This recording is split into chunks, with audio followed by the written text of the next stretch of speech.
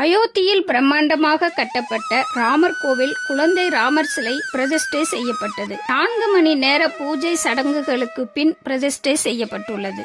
கும்பாபிஷேகம் 22ஆம் தேதி நடைபெற உள்ளது. இக்கும்பாபிஷேகத்திற்காக மத்திய அரசு நிறுவனங்களுக்கு பொது விடுமுறை அளித்துள்ளனர். கும்பாபிஷேகம் நேரடி ஒளிபரப்பு செய்வதன் மூலம் நாட்டு மக்கள் அனைவரும் காண முடியும்.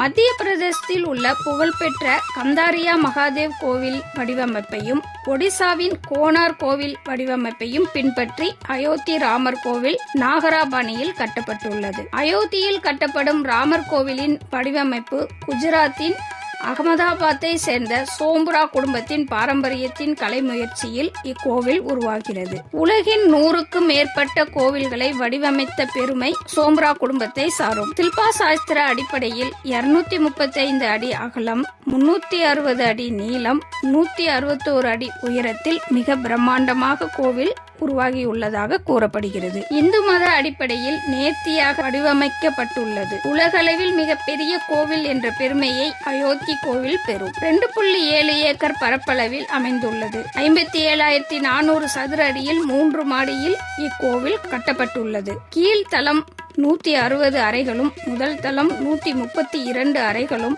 2வது மாடியில் 74 அறைகளும் அமைந்துள்ளன. ராமரின் சித்திரங்கள் வரையப்பட்டுள்ளன. மூலவர் கற்பகிரகத்தின் சிலையில் சூரிய ஒளி படும் வகையில் வெள்ளை பளிங்கு கல்லால் மூலவர் சிலை அமைய உள்ளது. கோவிலின் முன்புறத்தில் மிக பிரம்மாண்டமான அனுமர் சிலை அமைக்கப்பட்டுள்ளது. ராமர் பிறந்த இடமான அயோத்தியில் 2020ஆம் ஆண்டு பூமி பூஜை போடப்பட்டது. தமிழகத்தை சேர்ந்த சிற்பி ரமேஷ் கருவறை கதவுகளை வடிவமைத்துள்ளார்.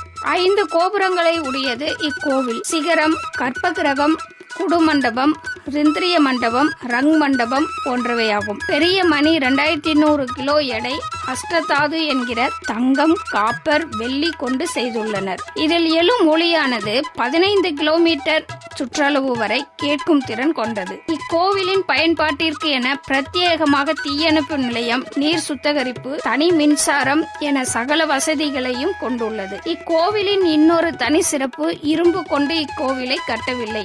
ஏனெனில் இரும்பின் ஆயுட்காலம் 200 ஆண்டுகள். இக்கோவிலின் கட்டமைப்பு 1000 ஆண்டுகள் தாங்க வேண்டும் என்பதற்காக இரும்பு கொண்டு கட்டப்படவில்லை. இவ்வளவு சிறப்பு வாய்ந்த அயோத்தி ராமர் கோவில் கும்பாபிஷேகம் 22ஆம் தேதி நடைபெறுகிறது.